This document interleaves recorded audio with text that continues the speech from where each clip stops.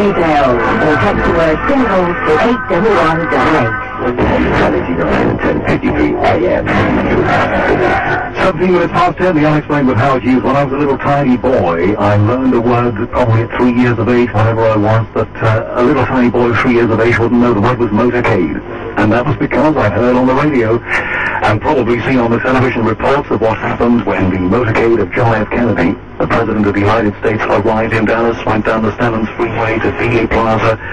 And then, as they say, a shot or shots rang out, and the finger was pointed at Lee Harvey Oswald, a loner, a bit of a nut, to be perfectly frank, and it was all an open and shut case, or was it? Well, for the last 42 years, there've been people who've been saying, oh, no, it isn't. You just heard Jim Mars before we took a break there saying that the fingers pointing at people like J. Edgar Hoover, because the Kennedys had no love for J. Edgar Hoover, and he certainly had no liking for them. There was a Cuban connection, a mafia connection, so muddy. And adding to that the fact that John F. Kennedy was a highly flawed individual, as books later showed. He may have been a reformer. He may have been a wonderful person who changed the course of American history, of world history too.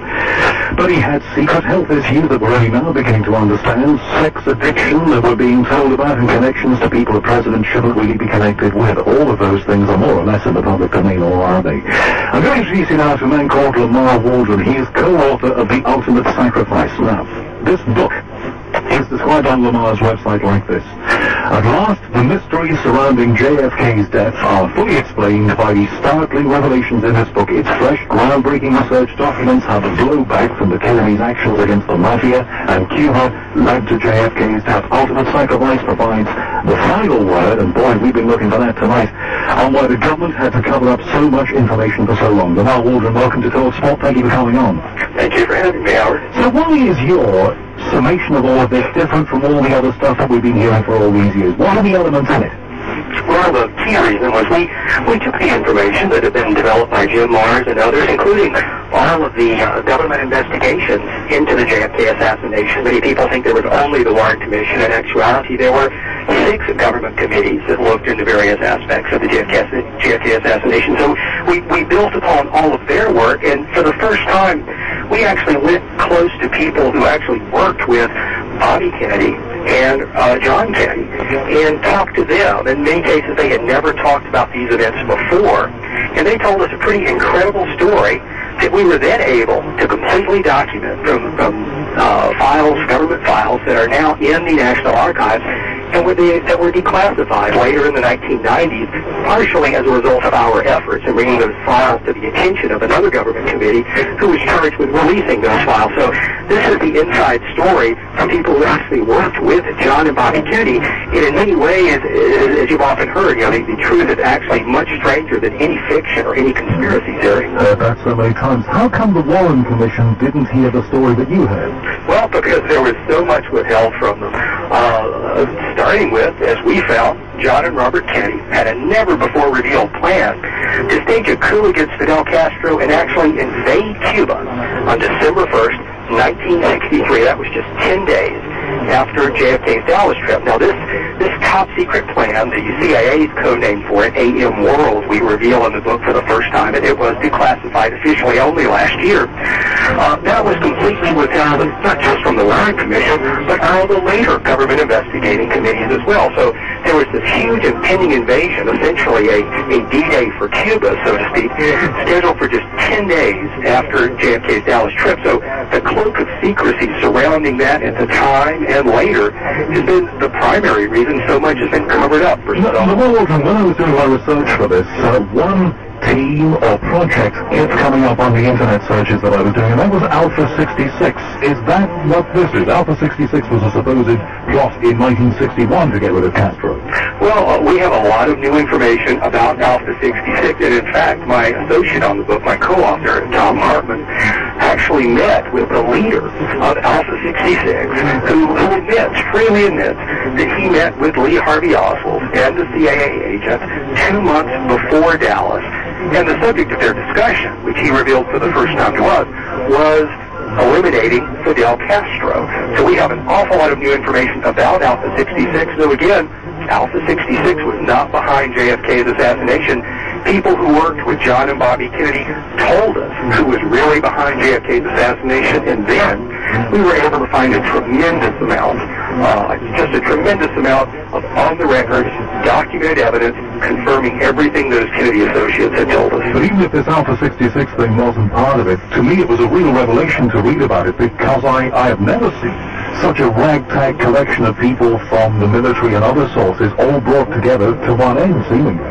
Well, and Alpha 66 was only one of 5 groups that were involved in varying degrees with this Kennedy coup plan to overthrow Castro and literally invade Cuba. The important thing, and this was true for Alpha 66 and those other Cuban exile groups, is 3 mafia godfathers that were being prosecuted heavily by Attorney General Robert Kennedy at the time infiltrated this top-secret Kennedy coup plan, and then they used parts of it to try and murder JFK in a way that would force Bobby Kennedy and other key officials to cover up a tremendous amount of information to protect the coup plan. And in fact, Alpha 66, while they were just on the very fringe of this Kennedy coup plan, they did have Lee Harvey Oswald linked to them.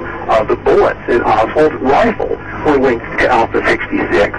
And so, as you can start to see the mafia, by linking various parts of JFK's assassination to some of these Cuban exile groups working with the Kennedys, literally forced Bobby Kennedy and key government officials like LBJ and J. Edgar Hoover to cover up a huge amount of information then, and even still today.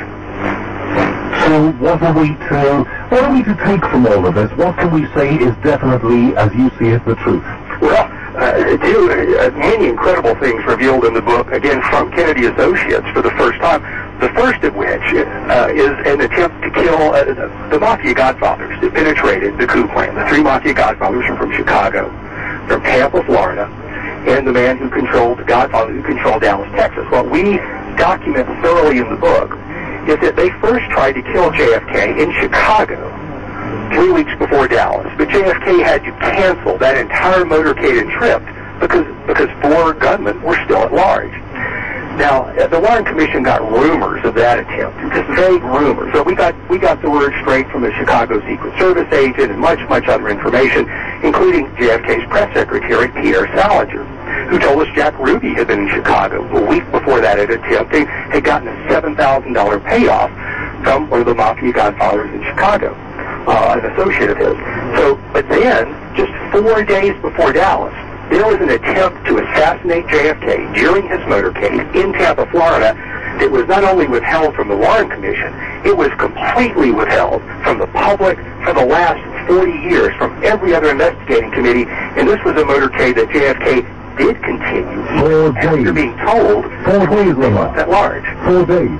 4 days before Dallas, and it was the Kennedys that covered up that attempt. Lamarr, how on earth could you keep a thing like that quiet? It's the United States. Things get out.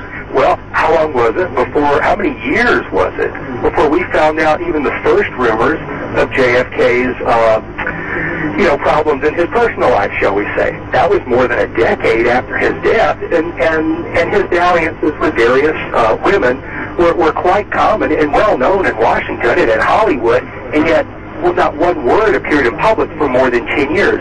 The CIA's attempts with the Mafia to assassinate Castro were completely secret for 10 years, and many of those, as we find, are secret today. Again, because this was primarily a military operation, and JFK and Bobby Kennedy were working with top U.S. military officials, and we named them in the book, like the chairman of the Joint Chiefs of Staff, Maxwell Taylor. Bobby Kennedy named his son, one of his sons, after Maxwell Taylor, because it was a military operation. Military operations can stay secret. I'll give you a great example in England there. It was 40 years before people in America learned about that operation, kind of a practice run for D-Day called Operation Tiger, that occurred off Slapton Sands in England, where almost 1,000 Americans were killed when Nazi U-boats. It was like a practice run for D-Day. But of course, we don't want to get too deeply into it. This was in the context of a war. Now, exactly. Kennedy was not in the context of a war. He was getting ready to stage a coup against Castro and literally invade. There's thousands of pages of documents now about the plan for a coup in Cuba in these invasions. Well, it's a neat theory, the theory that this was going to happen, and somebody wanted to stop this man before it did. We want to get into this some more, Lamarr Waldron. Stay right there. This is talkSPORT, the Unexplained with Hughes.